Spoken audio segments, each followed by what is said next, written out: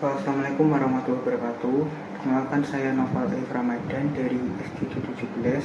Jadi di sini saya akan menjelaskan tentang rent dan ureter. Yang pertama saya akan menjelaskan tentang rent.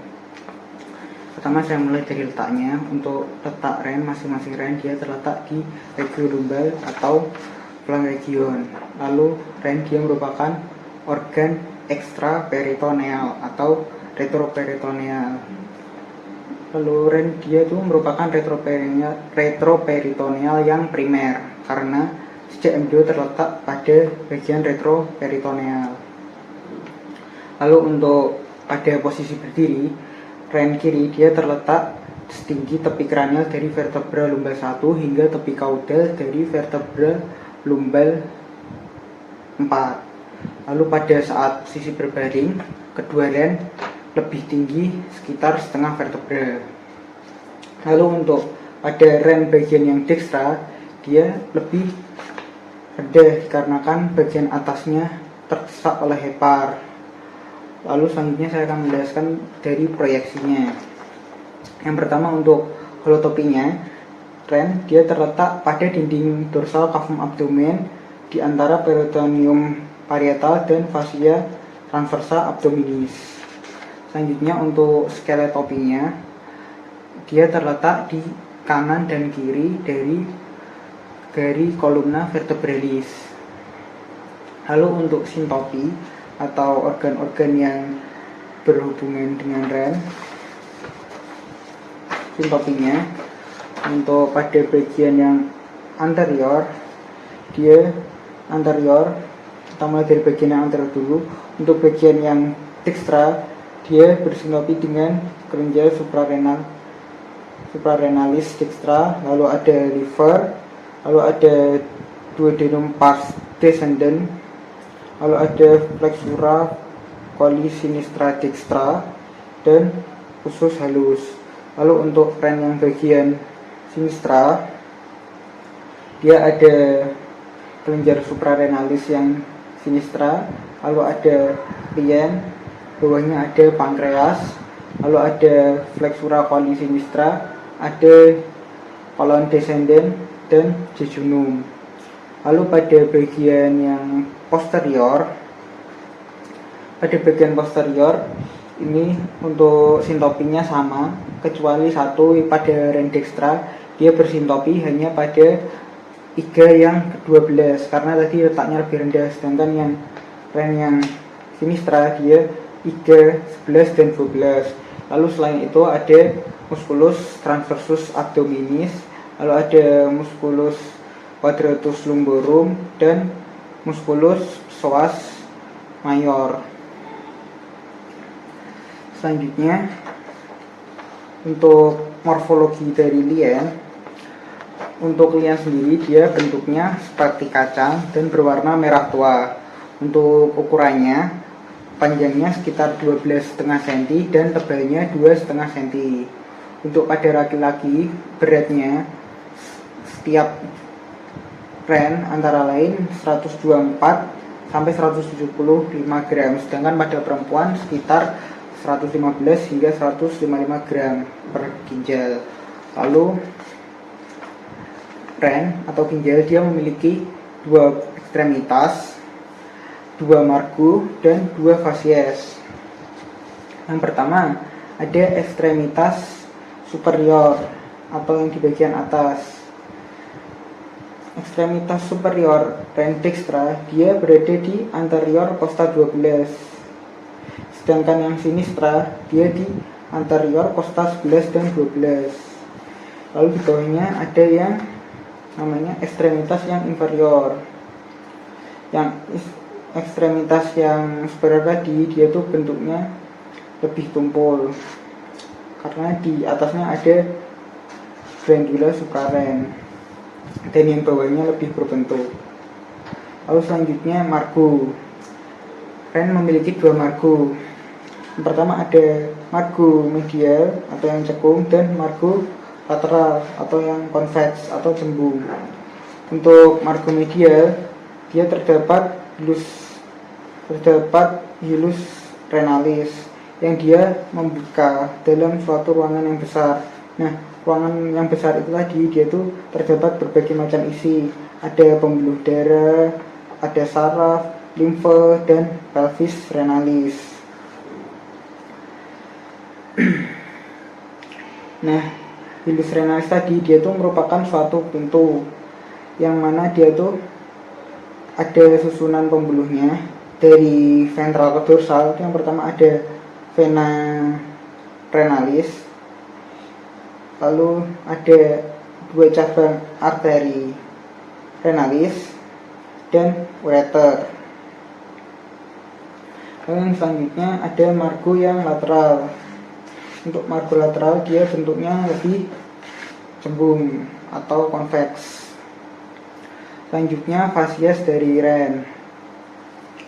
Ren memiliki dua fasies, yaitu fasies yang anterior dan fasies yang posterior. Untuk fasies yang anterior dia bentuknya lebih konveks, dan untuk yang fasies posterior dia bentuknya agak datar karena tadi dia terkena banyak muskulus-muskulus di sini. Terus di fasies ini dia tuh ada suatu lapisan. Di fasies anterior dan posterior itu ada suatu lapisan yang namanya kapsula fibrosa. Nah, kapsula fibrosa ini dia tuh dapat dilepas dengan mudah atau dilepaskan dari rennya kecuali dia ada suatu kelainan, maka akan sulit untuk dilepaskan dari ren. Baik, selanjutnya untuk jaringan, saya akan menjelaskan dari jaringan pembungkus ren. Untuk jaringan ikat yang membungkus ren, dia dimulai dari dalam keluar. Yang pertama ada kapsula fibrosa renalis. Jadi kapsula fibrosa renalis dia tuh merupakan jaringan ikat fibrosa yang langsung berhadapan dengan parenkim dari ren. Lalu setelah itu keluar di sini ada corpus adiposa renalis, yang mana corpus adiposa renalis dia dibagi menjadi dua oleh fascia renalis, menjadi corpus adiposa perirenal atau yang di dalam, dan corpus adiposa yang pararenal. Selanjutnya setelah corpus adiposa renalis ada fasies renalis atau fasies gerota. Nah, fasies gerota ini dia tuh memiliki dua lamina. Ada lamina yang anterior atau disebut lamina fasciator, dan lamina yang posterior atau fascia Zucker-Kandel. Lalu selanjutnya lapisan yang terakhir yang paling luar yaitu lemak pararen atau corpus adiposum pararenalis, yaitu jaringan yang paling luar. Selanjutnya ren dia agar tidak bergerak, ren difiksasi oleh beberapa bangunan. Yang pertama ada corpus adiposa renalis, fascia renalis, dan vasa renalis. Jika ada suatu keadaan di mana terdapat lemak periren yang kurang, maka ren dapat bergerak dalam spatium periren yang dinamakan kondisi ren mobilis. Selanjutnya untuk surface anatominya, yang pertama pada dinding ventral abdomen, untuk ekstremitas yang superior dia terletak setinggi garis horizontal yang membagi dua jarak bidang transpylorica, dan garis horizontal yang melalui junctura kipesternal terletak kurang lebih 5 cm dari linea mediana. Lalu untuk yang ekstremitas inferior dia terletak pada garis horizontal yang membagi dua jarak bidang transpylorica dan bidang transtubercularis kurang lebih 7 cm dari linea mediana. Lalu untuk hilus renalis dia terletak pada bidang transpylorica dan kurang lebih 5 cm dari linea mediana. Lalu pada dinding dorsal abdomen, parallelogram dari Morris yaitu bangunan segi 4 yang ditempati ren yang dibatasi oleh dua garis vertikal. Garis vertikal tersebut masing-masing 2,5 cm dan 9,5 cm dari linea mediana, dan dua garis horizontal tadi melalui ujung-ujung processus spinosus dan vertebra torakal 11 dan vertebra lumbal 3. Lalu selanjutnya untuk struktur dari ren.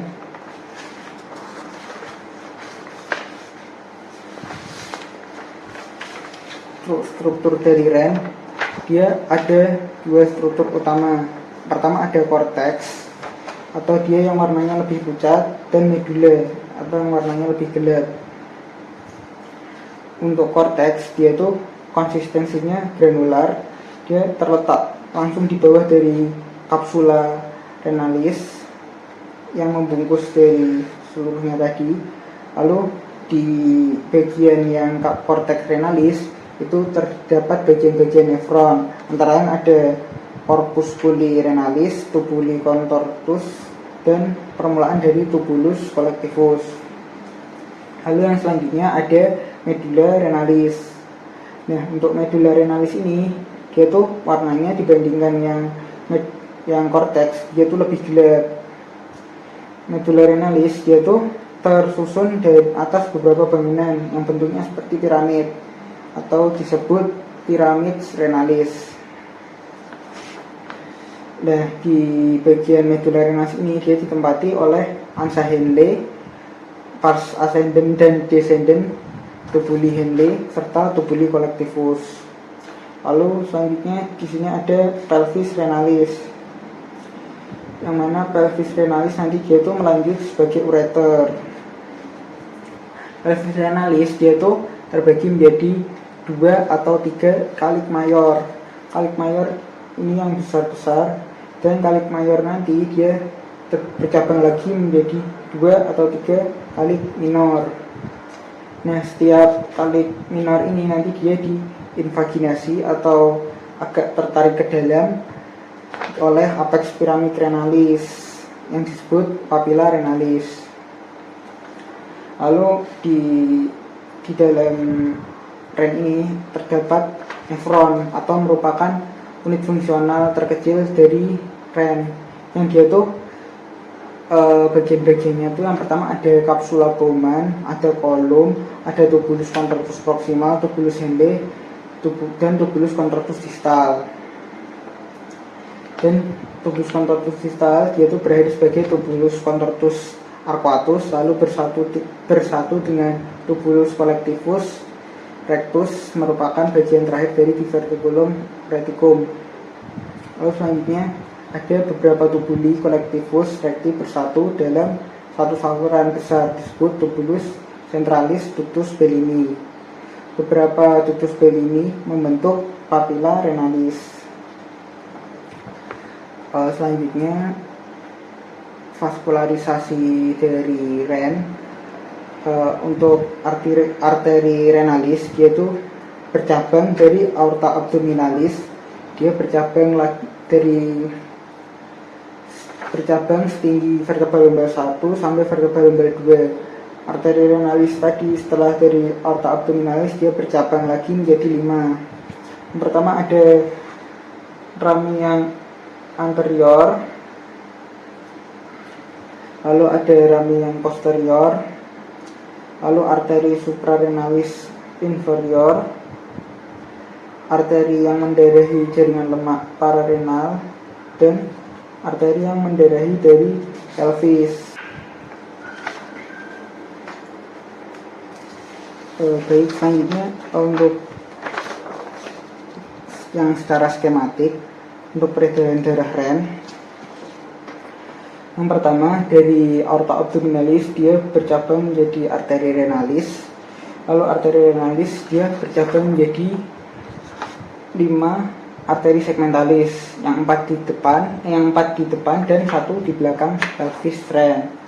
Lalu selanjutnya dari arteri segmentalis tadi dia ke arteri masuk ke dalam ren, ke arteri lobaris, lalu ke arteri 2/3 dari arteri interlobaris, lalu ke arteri arcuata, lalu ke arteri interlobularis, lalu ke arteriole afferent,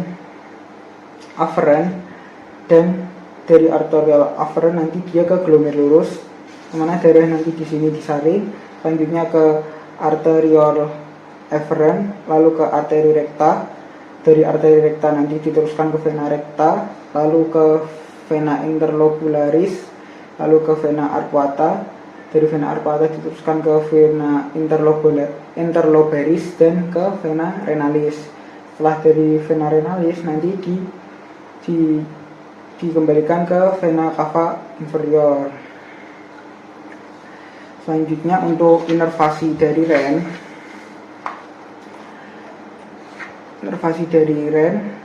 dia dari plexus aorticorenalis yang mengikuti dari arteri renalis. Nah, sifat inervasinya tuh adalah vasomotor untuk pembuluh darah. Jadi itu dia yang membuat pembuluh darah untuk mengembang atau mengempis, atau vasokontriksi atau vasodilatasi dari pembuluh darah. Lalu untuk misalnya ada rasa sakit, dia tuh datangnya dari bagian pelvis renalis dan bagian permulaan dari ureter, yang mana rasa sakitnya itu dibawa oleh nervus planticus pelvicus ke medulla spinalis. Baik, selanjutnya saya akan menjelaskan tentang ureter. Jadi ureter dia merupakan tabung muskuler yang mengalirkan urin dari ginjal melalui pelvis ke vesika urinaria. Lalu ureter dia merupakan organ retroperitoneal primer, atau dia terletak di retroperineal sejak dalam embrio. Lalu untuk surface secara anatomi atau permukaan secara anatomi, untuk di dinding ventral abdomen dia di titik 5 cm, linea mediana kanan dan kiri, ada linea transpylorica dan linea tuberculum pubicum. Selanjutnya untuk pada surface pada dinding dorsal abdomen di titik 5 cm, linea mediana kanan kiri, pada linea transpylorica, spina iliaca posterior superior. Lalu di ureter dia terdapat berbagai tempat penyempitan, yang mana tempat penyempatan di ureter ini dia menjadi predileksi terjadinya sangkutnya batu yang berasal dari ginjal atau ureter. Yang pertama penyempitannya ada dari yang paling proksimal. Yang pertama ada di raihan pelvis menuju ureter, atau disebut uretropolvico junction.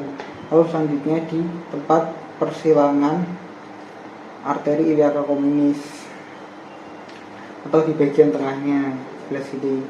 Lalu yang terakhir penyempitannya ada di dalam otot di vesika urinaria, jadi tempat masuknya dari ureter ke vesika urinaria.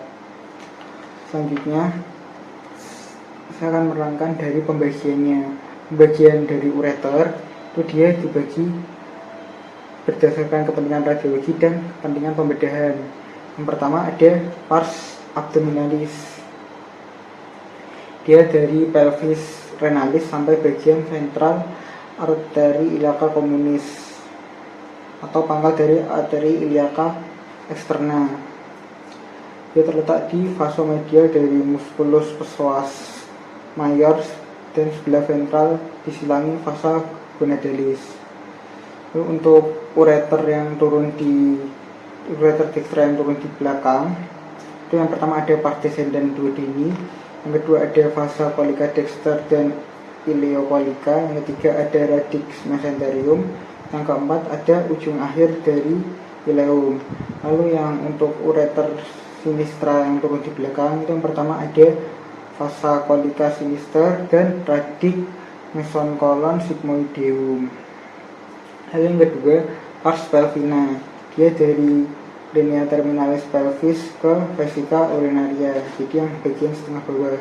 sebelah dorsal disilangi fossa iliaca interna atau hipogastrika dari sena ischiadica pars pelvina, yang mana dia nanti berhubungan dengan beberapa bangunan berikut. Untuk yang pria, nanti ketika hendak masuk ke vesika urinaria, dia terdapat di ventral vesicula semiluraris dan di medial disilangi oleh ductus deferens. Lalu untuk yang wanita, dia terletak di dekat cervix dan fornix vaginae di ventralnya, disilangi oleh arteri uterina. Lalu untuk yang pembagian berdasarkan kepentingan radiologis ada sepertiga proksimal, sepertiga medial atau tengah, dan sepertiga distal atau yang bawah. Lalu untuk vaskularisasi dari ureter, yang pertama ada cabang dari arteri renalis. Lalu yang kedua ada cabang dari arteri testicularis atau arteri ovarica. Lalu yang ketiga ada cabang dari arteri hipogastrika dan ada cabang dari arteri vesicalis inferior.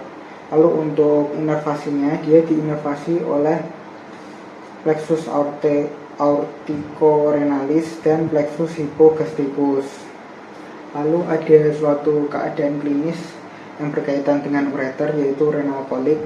Jadi renal kolik dia merupakan nyeri kolik pada nyeri kolik pada ureter yang disebabkan karena kontraksi otot polos ureter karena gerakan peristaltiknya dihambat oleh batu yang menyumbat di ketiga penyempitan tadi. Nah, rasa gejalanya itu bisa menjalar. Nyerinya itu juga nyerinya itu karakteristiknya hilang timbul. Jadi itu nyerinya itu terasa nyeri ketika terjadi kontraksi. Demikian penjelasan saya tentang REM dan ureter. Terima kasih. Wassalamualaikum warahmatullahi wabarakatuh.